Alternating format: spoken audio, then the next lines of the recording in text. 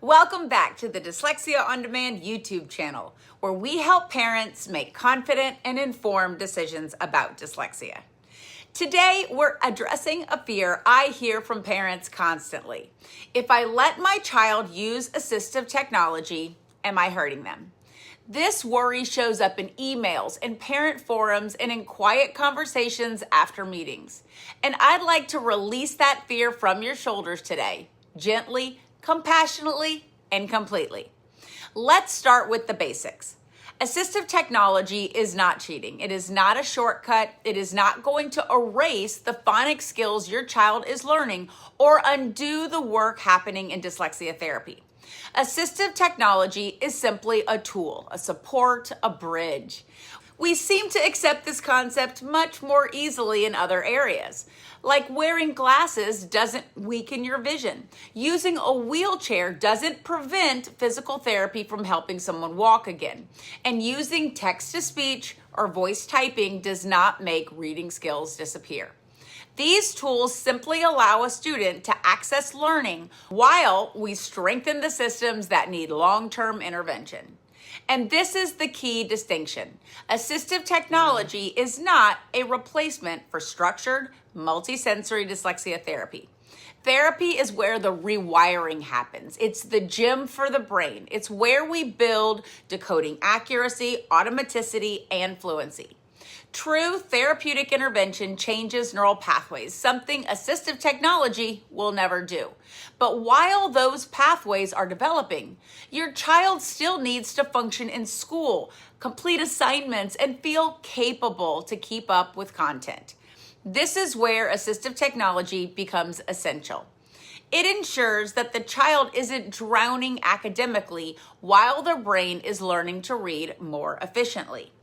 Here's a helpful way to visualize it.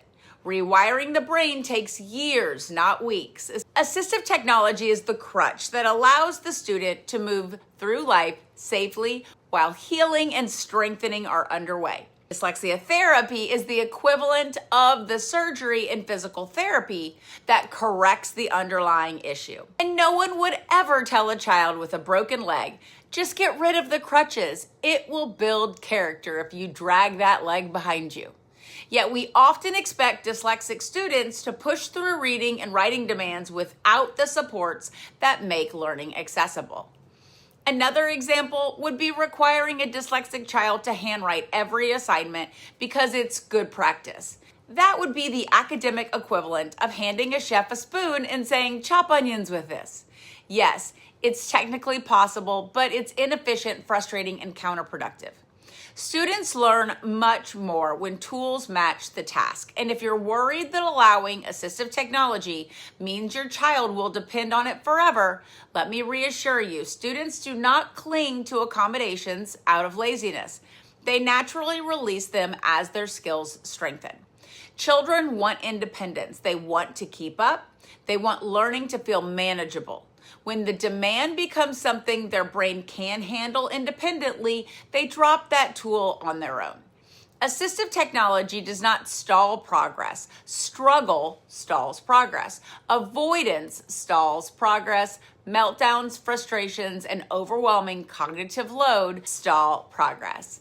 When a child spends all of their mental energy decoding, they have nothing left for comprehension, writing, or higher level thinking. Assistive technology preserves that energy for actual learning. So the answer is not therapy or tech. The answer is therapy and tech. They are not competitors. They are partners. Therapy rewires the brain. Assistive technology protects the child while that rewiring is happening. So if you're still carrying that fear, if you're wondering whether giving your child these tools might cause harm, please let me reassure you, the harm lies in withholding tools that level the playing field while we do the long-term intervention work.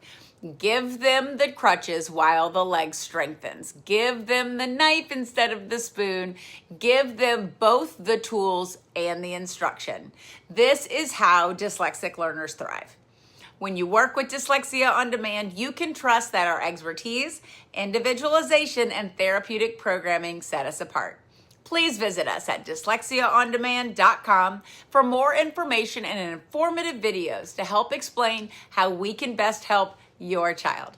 Also, please like and follow to see all our videos as they're released.